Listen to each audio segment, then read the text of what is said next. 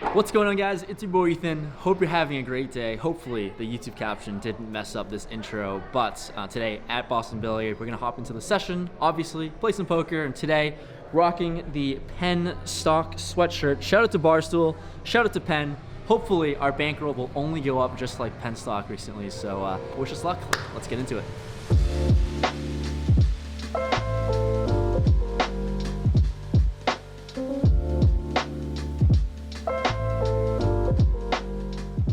Let's hop into the 2-5 game where first hand in with ace-jack of spades. On the big blind, they're playing 5-handed.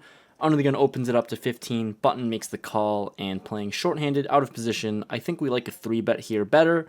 So we decide to go for it. 3-bet to $75, and this is clearly not big enough. Both of the players call pretty quickly. Let's go to a flop 3 ways. Flop is Queen 10-6 rainbow.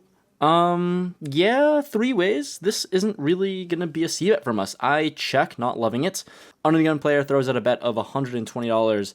The button makes the call for $120, and, you know, we could always hit a gutter. But not this time. We decided to fold. We didn't hate money that much. They're going to a turn heads up. Turn comes the 4 of clubs. The under the gun player checks. Button throws out a bet of $200, and under the gun folds. There's some closure on the first hand of the day. Second hand in, 4-5 of clubs in the small blind. We love our sneaky suited connectors here. On the gun player limps, +1 raises it up to $15, and here definitely can 3-bet, but we want to play and see more flops, so we just make the call for 15, and on the gun calls as well. Flop comes 6, 7, 3, 2 clubs. Yeah. Flopping the straight with the open-ended straight flush draw, you're going to say that this is probably a good flop for us. I check. Under the gun player who limped leads out for $25. Donk leading in this spot, and the +1 pre-flop raiser folds. It seems like he's got a strong hand here. This seems like a type of person that wouldn't be doing this with draws of some sort, so I decided to put in the check raise, obviously. I check raise to $100 here, just a little bit larger since we're out of position, and I think this player has a strong hand. He thinks about it and makes the call for 100. Going to a turn, which comes the deuce of clubs. Thank you, dealer. Sitting with the straight flush, absolute nuts. Just the best hand you could ask for. Yeah, this is pretty good for us. So first to act here, not sure what kind of sizing I want to throw out there. I'm not sure if he's afraid of clubs or if he has clubs. Regardless, I just sized down to $75. If he already has a bigger flush, or technically a bigger flush, he might just raise us here. But yeah, $75 we go. Hoping 2-pair would make a call. And he does make the call for 75. Let's go to a river. The river comes the jack of diamonds. Total brick, I guess, on this board, but I'm not sure what to do. Whether we should check or bet this. It's hard to play super nutted hands because I literally have no idea what he could be holding. So in my head, I flip a coin and we decided to throw out a bet. This time we throw out a bet of $185.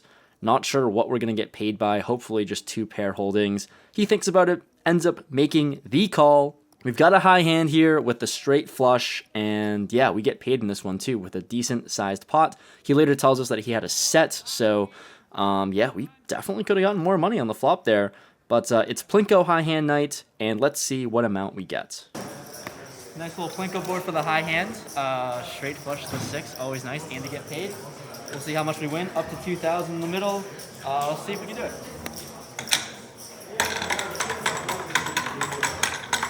That way. Oh. All right, $400. I'll say 400. Yeah. All right. Steve, thanks for the high hand, man. Thanks for dealing it. Mr. Ethan. I really appreciate it, sir. Have a good one. After winning that high hand bonus, always a nice time to get some free money. This next spot, ace queen offsuit under the gun, and I opened it up to $20. Cutoff makes the call, and now onto the small blind, who 3-bets to $100. He's a very solid 5-10 plus player, and we've battled a lot on the tables here so far.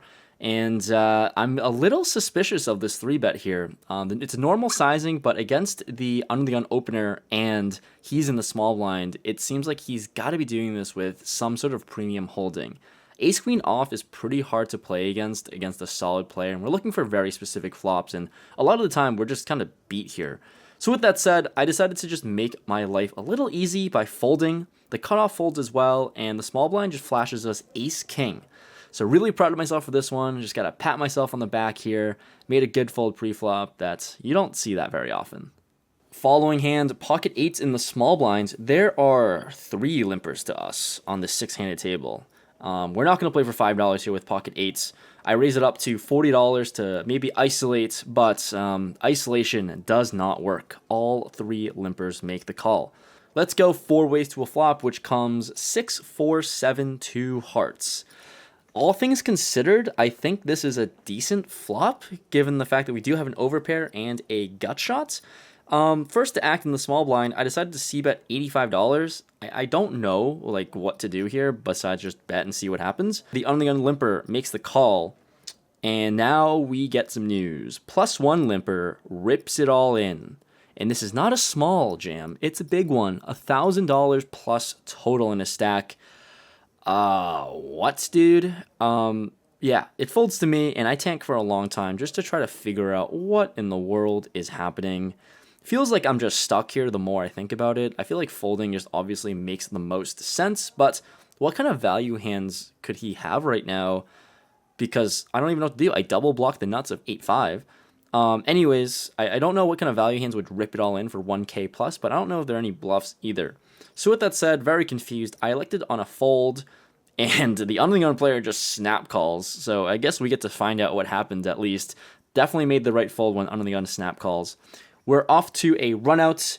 Goes runner, runner, spades, and the under-the-gun player flips over 10-5 of spades for the runner, runner flush. +1 is not happy about that.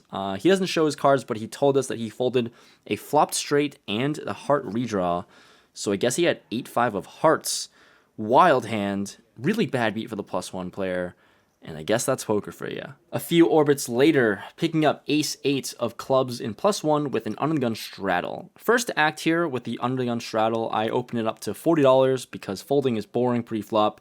Ends up folding to the under-the-gun player who makes the call. He seems fairly tilted as he was sucked out earlier in a relatively small pot, but seems like it's bothering him a little bit. So we're going to a flop which comes 8-7-4 2 diamonds. He checks, and sitting with top on a fairly connected board, I bet on the larger side to $65 to maybe commit his stack in there.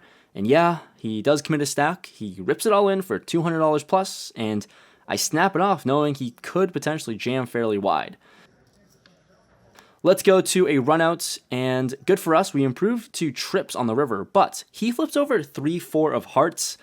A lot of red cards on the board here, and I'm not quite sure if that's a flush or not, but after looking it back, nope. Our trips are good, and we show our hand, and we stack this player, and we're taking it down. Next one here, we're playing 3-handed. Things are getting tricky. We have king-9 offsuit on the big blind. There's a button straddle, and the small blind folds. So now, playing heads up here, button versus big blind, we open it up to $40, and the button defends and makes the call. Going to a flop, which comes ace-8-5 2 diamonds. At this point, man, when we play 3-handed, not sure what we're doing. I just c-bet $35 because it's an ace-high board. Let's rep it? I don't know. He makes the call for 35, and let's go to a turn, which is not good. Turn comes the deuce of clubs. Pretty much a brick on this board, and I don't know what to do with king high, besides just maybe bluff at this, because that's always fun. So we throw another bet for $85, and he now tanks for a while before making the fold.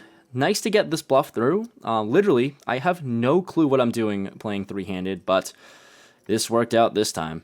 This next hand here, playing 5-handed in the cutoff with ace-10 offsuit.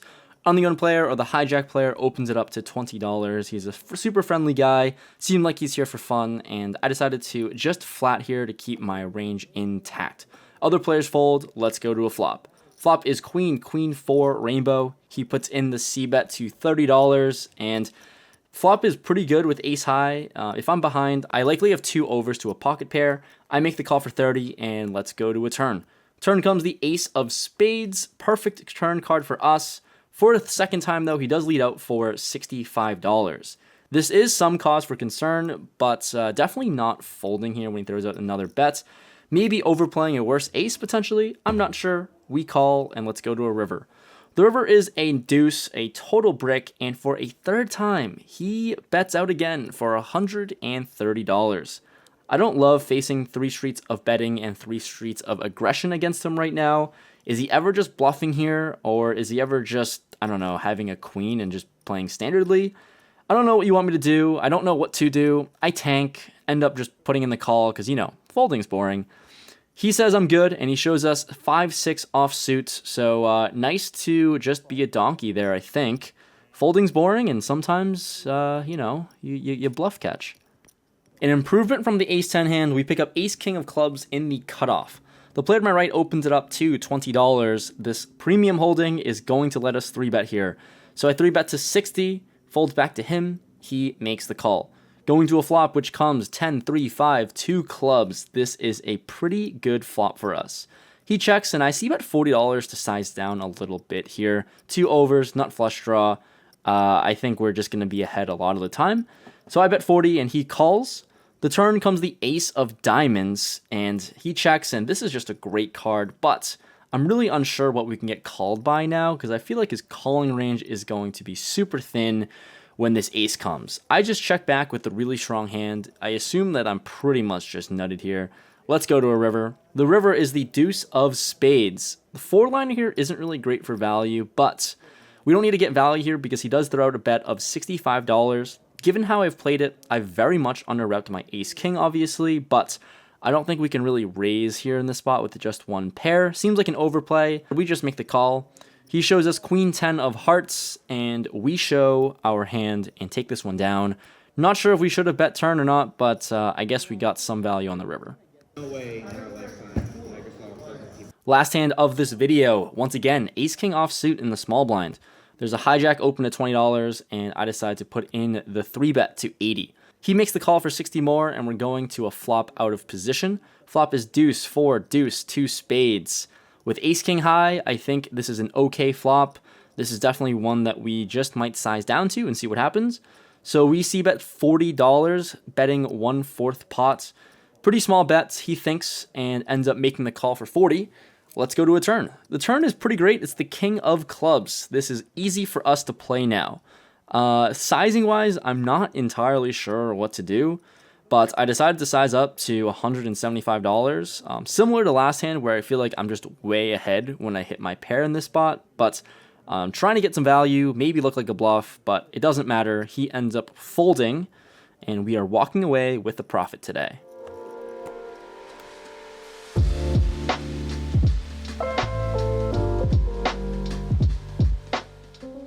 All right, wrapping up the session, things went overall pretty smoothly after just walking in and turning that straight flush. That $400 bonus was always pretty nice, but we were riding like the variance a little bit, but overall smooth session against the pretty tough 2-5 lineup that I'm not usually facing. So overall, we were in for 1,100, played for just over 3.5 hours, give or take, and we were out for 1,765 and plus $364 for the high hand bonus. Carl, you do the math.